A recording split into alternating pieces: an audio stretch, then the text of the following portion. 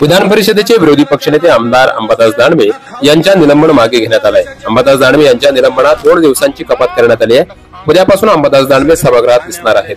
गुरुवारी अंबादास दानवे यांच्या निलंबनावर विधान परिषदेत चर्चा झाली आहे। अंबादास दानवे यांच्या निलंबनाच्या कारवाई संदर्भात भाजप नेते चंद्रकांत पाटील यांनी विधान परिषदेत प्रस्ताव मांडला। अंबादास दानवे यांच्या निलंबन कालावधीत कपात करावी अशी मागणी चंद्रकांत पाटील यांनी केली। त्यानंतर उपसभापती नीलम गोरे यांनी हा प्रस्ताव सभागृहासमोर ठेवल्यानंतर सर्वांनी एकमताने मंजूर केला। त्यामुळे आता अंबादास दानवे यांना दिलासा मिळाला आहे। ते उद्यापासून म्हणजेच शुक्रवारपासून सभागृहात उपस्थित राहणार आहे।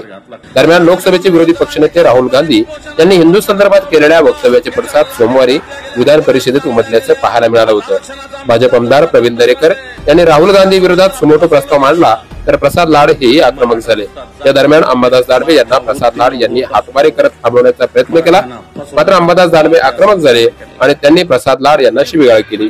विधान परिषदेत प्रसाद लाड यांना शिवीगाळ केल्याप्रकरणी अंबादास दानवे यांचं 5 दिवसांसाठी निलंबन करण्यात आलं होतं। तसेच निलंबनाच्या कालावधीत त्यांना विधान परिषदेच्या परिसरात बंदी घालण्यात आली होती। या निलंबनाच्या कारवाईनंतर अंबादास दानवे यांनी 3 जुलै रोजी उपसभापती नीलम गोरे यांना पत्र लिहित दिलगिरी व्यक्त केली। अंबादास दानवे काय म्हणाले तर निलंबन कारवाई मागे घेतल्यानंतर अंबादास दानवे म्हणाले, निलंबन मागे घेण्यात आले, त्याला उशीर झाला।